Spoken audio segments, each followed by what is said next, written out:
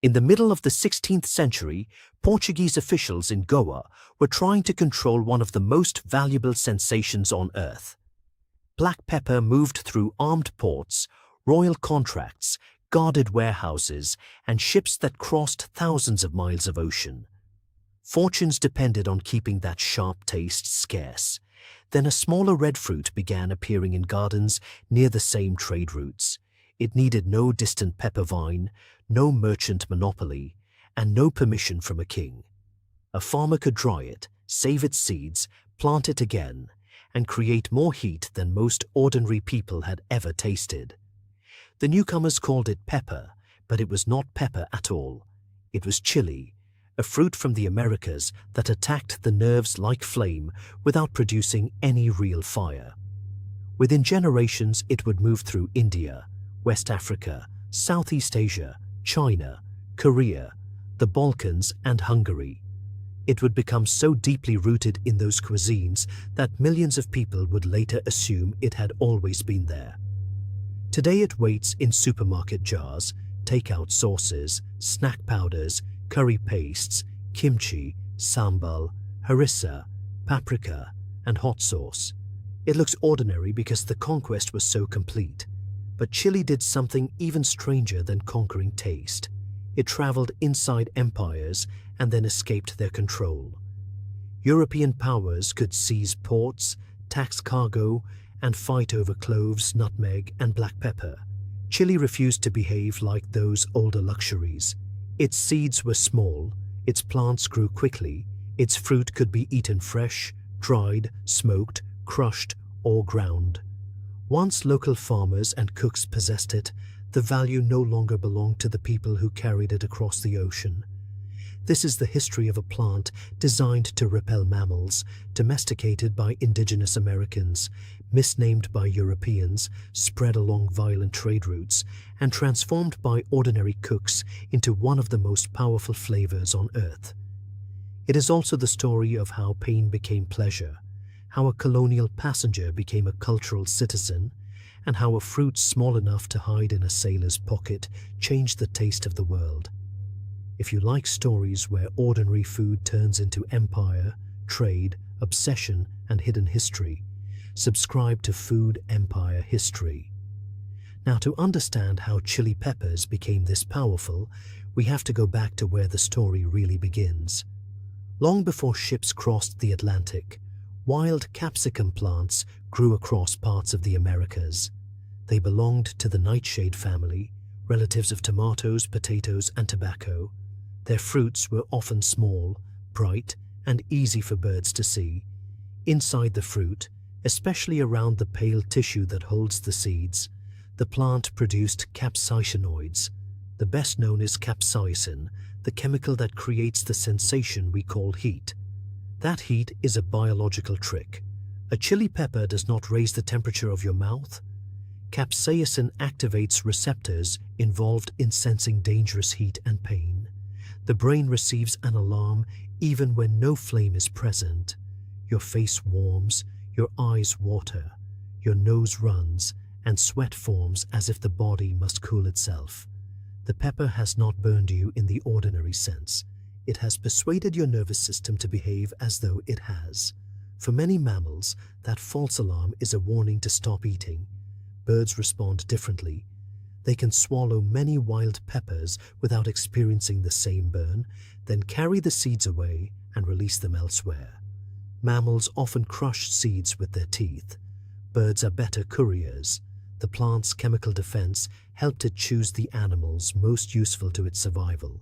Humans ruined that arrangement in the most human way possible. Instead of avoiding the warning, people became interested in it. The full story did not begin in one field or with one single act of domestication. The capsicum family contains several domesticated species shaped in different regions of the Americas. The most widely cultivated species today, Capsicum annuum, includes jalapenos, poblanos, cayenne types, many paprika peppers, and even sweet bell peppers. Other domesticated species produced habaneros, Scotch bonnets, ají peppers, rocotos, and countless local forms. This diversity is the result of generations of selection, exchange, migration, and culinary knowledge. Evidence from Mexico shows that people were collecting, cultivating, and consuming chilies thousands of years ago. Research on Capsicum annuum places a major center of domestication in east-central Mexico around 6,000 years ago, while archaeological finds across the Americas reveal an older and wider relationship between people and pepper plants. The safest conclusion is not that one unknown farmer invented chili. It is that communities across the Americas repeatedly noticed useful plants, saved particular seeds, and slowly turned wild fruits into human crops. They selected more than heat. They selected size, color, shape, ripening time, aroma, thickness, and how a pepper responded to drying or cooking. A fresh green chili could brighten a meal. A ripe red chili could be dried and stored. A smoked pepper could carry flavor through seasons when fresh fruit disappeared. Grinding transformed a perishable harvest into flakes, powders, pastes, and sauces. Fermentation created still more possibilities. The first great technology of chili was not a machine. It was the accumulated judgment of growers and cooks. In Mesoamerica, chili became part of a food system built around maize, beans, squash, tomatoes, herbs, seeds, and cacao. It could supply heat, bitterness, fruitiness, smoke, and color. Some peppers were mild and broad, others narrow and severe. They were roasted on hot surfaces, ground on stone, mixed into sauces, added to stews, and combined with ingredients that Europeans had never seen. Chili was not a decorative afterthought, it was a category of flavor. By the time the Mexica capital of Tenochtitlan dominated the basin of Mexico, chili moved through farms, canoes, markets, kitchens, and imperial exchange. Chinampa agriculture produced maize, beans, squash, tomatoes, flowers, and chilies in the lake environment. Markets brought together foods, medicines, textiles, tools, fuel, animals, salt, cacao, and peppers. Varieties could signal place, season, household knowledge, and purchasing power. What looks today like one red ingredient was already a sophisticated family of products. Chili also carried meanings beyond hunger. Across indigenous American societies, it appeared in remedies, ritual practices, offerings, and systems of discipline. Colonial descriptions sometimes turned these uses into exotic spectacle, so the details require caution. What is clear is that chili belonged to medicine, ceremony, and domestic life long before Europeans tried to explain it. The people who first understood the plant did not see one simple scale from mild to hot. They recognized different flavors, effects, preparations, and purposes. Then, at the end of the 15th century, Europeans arrived while searching for something else. Christopher Columbus sailed west, hoping to reach Asian markets associated with gold, aromatics, and spices. Black pepper was one of the tastes that made long-distance trade so profitable. When Europeans encountered pungent American fruits, they reached for a familiar name. They called them peppers.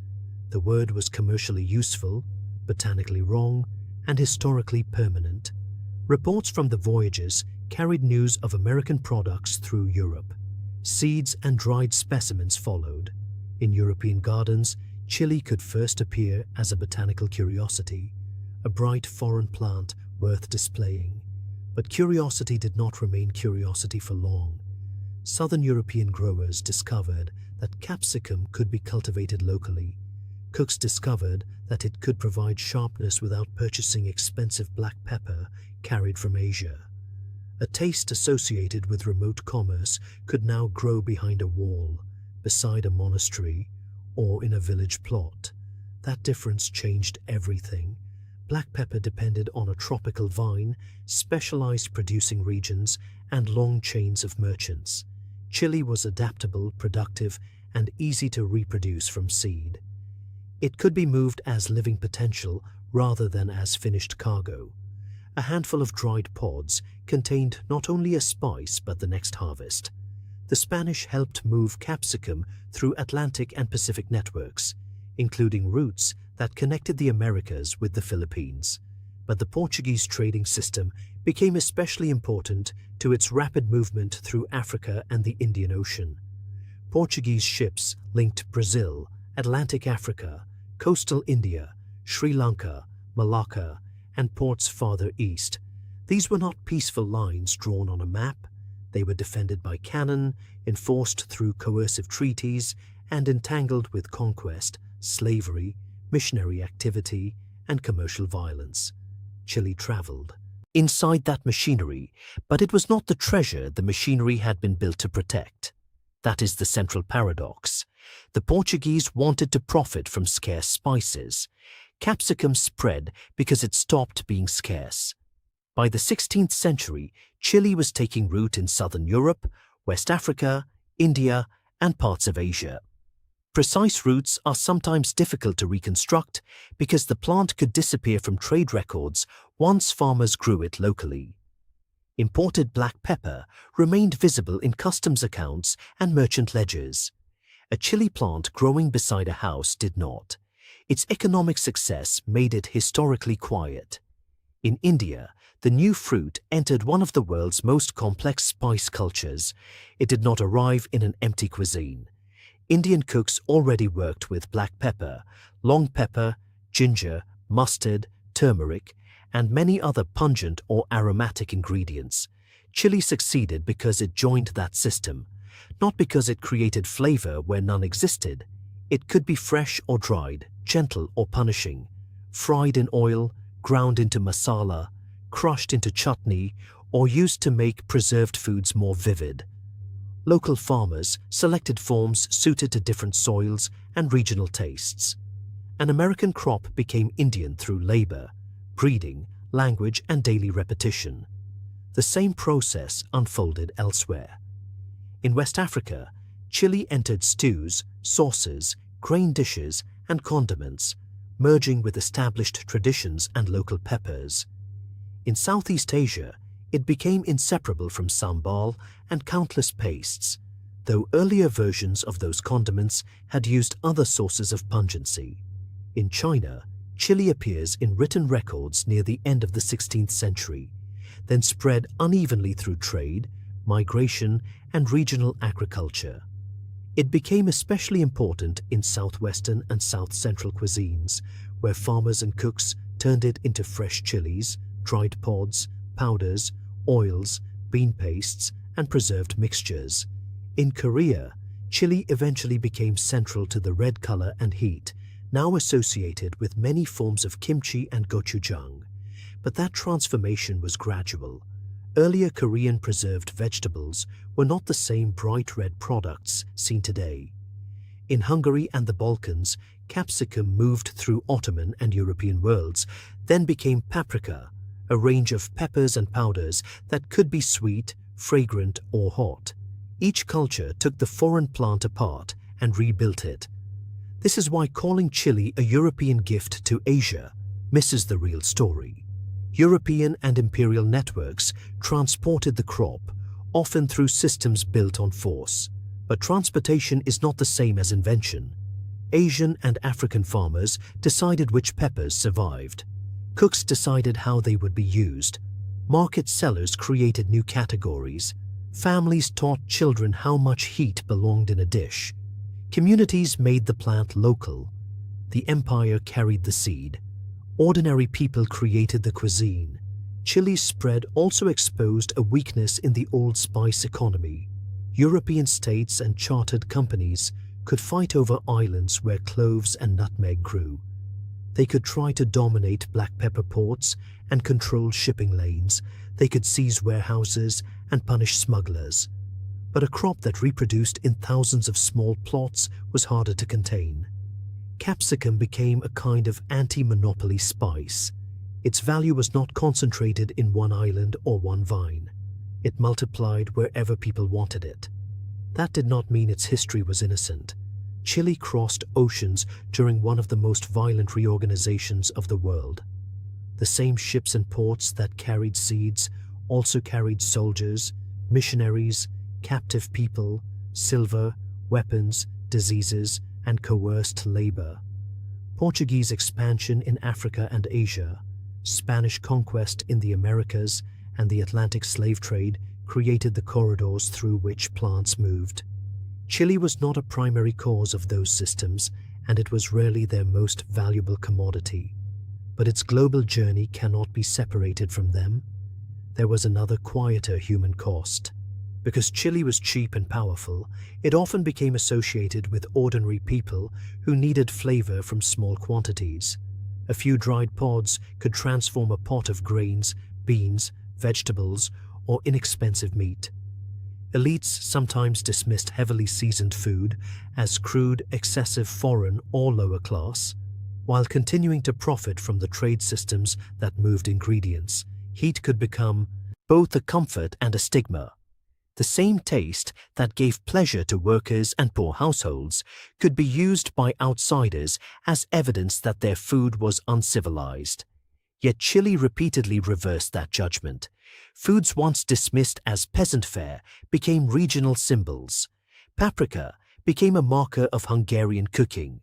Chili pastes became objects of national pride. Hot sauces moved from local tables into international brands. Dishes shaped by indigenous, African, Asian, migrant, and working-class communities became restaurant commodities sold far from the people who created them. The plant also revealed a more direct dark possibility. The molecule that humans learned to enjoy is still an irritant. Concentrated capsaicinoids can overwhelm the eyes, skin, and airways. In modern times, extracts from capsicum became the active force in pepper sprays used for personal defense, animal deterrence, and police crowd control. The fruit's ancient chemical warning had moved from the kitchen into a pressurized canister. The transformation was almost perfect. A plant evolved pain to avoid being eaten. Humans ate it, cultivated it, measured it, marketed it, and eventually turned the same pain back into a weapon. Before that concentration was possible, chili had to become industrial. Drying had always made peppers portable, but mills and factories increased speed and consistency. Regional grinding industries turned harvested pods into standardized powders. Paprika production expanded through controlled drying, seed removal, milling, blending, and grading. Chili powder mixtures simplified complex pepper traditions into a shelf-stable product. Glass bottles, metal caps, labels, railways, steamships, and later trucks made sauces repeatable and exportable. In the 19th century, bottled hot sauces began moving beyond local markets. One of the best-known American examples, Tabasco, was commercialized after the Civil War from Louisiana and sold in small glass bottles designed to control each drop. The bottle mattered. Chili's force could now be measured at the table. A product associated with specific soils and family preparation became a branded liquid expected to taste similar in another city, another year, and eventually another country. Factories did not simply make chili cheaper. They changed what consumers expected from it. Heat became a stable setting. Mild, medium, and hot became commercial categories. Powders could be blended until one shipment resembled the next. Sauces could be thickened, sweetened, fermented, colored, and advertised. A once seasonal fruit became a permanent supermarket promise. Then, in the early 20th century, an American pharmacist named Wilbur Scoville tried to give pain a number. His method extracted the pungent compounds from a pepper, diluted them in sweetened water, and asked tasters when they could no longer detect the burn. The more dilution required, the higher the score. The test was subjective, but the Scoville scale gave growers, manufacturers, and consumers a shared language for heat. Modern laboratories can measure capsaicinoids with instruments rather than exhausted human tongues, yet the old name remains. The number changed chili culture. Heat became competition. Seed breeders crossed selected plants, growers chased unusual shapes, colors, aromas, and increasingly extreme pungency. Labels began printing enormous Scoville figures like horsepower. Peppers, once valued as part of a balanced cuisine, became celebrities because they could cause panic in a single bite. This super-hot arms race is only one branch of the modern pepper world. Most chili is not eaten as a stunt. It is eaten because it carries flavor. An ancho can taste dark and raisin-like. A chipotle carries smoke. An ají amarillo can be fruity and bright. A Scotch bonnet can combine floral aroma with severe heat. Korean pepper flakes may bring color, sweetness, and controlled warmth. Paprika can be almost gentle. Bell peppers belong to the same broad species as many hot chilies, but domestication selected forms that produce little or no capsaicin. The modern industry often compresses this diversity into one red icon and one question: how hot is it? That question is easy to market and incomplete. For the communities that developed chili traditions, the better questions are: which pepper, harvested when, dried how, ground with what, and used for which dish.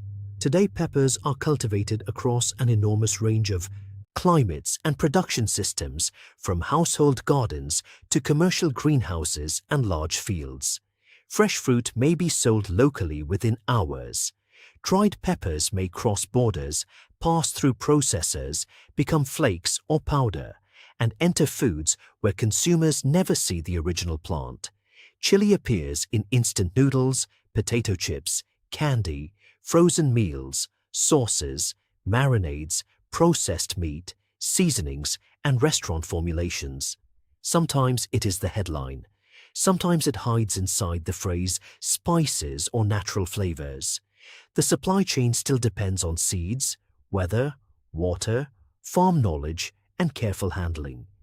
Pepper plants face viruses, bacteria, fungi, insects, and the risks created by heat, humidity, and changing growing conditions. Modern breeding tries to combine yield, disease resistance, transport strength, color, shape, and predictable pungency. The same genetic uniformity that makes production efficient can narrow diversity if local varieties disappear. A crop that conquered the world by adapting to many places can become vulnerable when the market demands only a few standardized forms. Health claims add another layer of confusion. Capsaicin genuinely interacts with pain pathways, and concentrated topical products are used in medicine for certain kinds of nerve pain. That does not make every fiery snack a treatment. Chili can add flavor without much salt or sugar, but a pepper-coated ultra-processed food remains an ultra-processed food. The ancient plant and the modern product are not always the same thing. Still, the body's response remains astonishing. You bite, capsaicin finds a receptor. The nervous system reports danger. The heart may race, sweat appears, and the mouth demands relief. Then for many people, the alarm becomes pleasure. Repetition builds familiarity. What once felt impossible becomes comforting. A child raised around chili learns not only tolerance, but culture, the exact level of heat that makes a family dish taste correct. That is how chili conquered without remaining foreign. It did not erase existing cuisines. It entered them, argued with them, and was domesticated again inside each one. India did not simply receive chili. India created countless Indian chilies and ways of using them. China created regional chili systems. Korea built fermentation traditions around particular powders and pastes. West African cooks absorbed it into sauces and stews. Hungary turned it into paprika. The Caribbean developed its own fierce and aromatic pepper cultures from species first domesticated in the Americas. The plant traveled globally, then became local thousands of times. Return now to that 16th century port in Goa. Portuguese merchants believed power came from controlling the route between producer and buyer. Forts could guard a harbor. Cannons could threaten a ship. Officials could tax a sack of imported pepper, but chili carried a different kind of power. Once the seed entered the soil, the root was no longer necessary. The consumer could become the grower. The imported object could become a local harvest. That is why chili's history is not a simple victory story for Europe, or even a story of one empire spreading one crop. It is a story of indigenous invention, imperial transport, local rebellion, and cultural transformation. The empires moved the plant farther than ever before. Then farmers and cooks took it away from them. The next time you hold a chili, notice how little history seems to fit inside it. The skin is thin, the seeds are light, the fruit may be smaller than a finger. Yet behind it stand ancient growers selecting plants in the Americas, market canoes moving toward Tenochtitlan, sailors crossing the Atlantic, Portuguese forts facing the Indian Ocean, farmers testing unfamiliar seeds, cooks grinding new sauces, factory mills turning red pods into powder, pharmacists diluting pain in sugar water, and modern breeders pushing heat toward the edge of endurance. A chili pepper is a fruit that pretends to be fire. Its greatest achievement was another illusion. It made itself appear native almost everywhere it arrived, but it came from the Americas. It crossed the world through conquest and trade. It entered kitchens that already possessed deep histories of flavor. Then those kitchens changed it so completely that the passenger became part of the family. The old spice empires tried to make heat scarce, distant, and expensive. Chili made it reproducible. A few seeds could cross an ocean. A village could grow its own supply. A cook could turn pain into appetite. The empire delivered the spark, but it could not own the flame. If this story changed the way you see chili peppers, subscribe for more hidden food histories.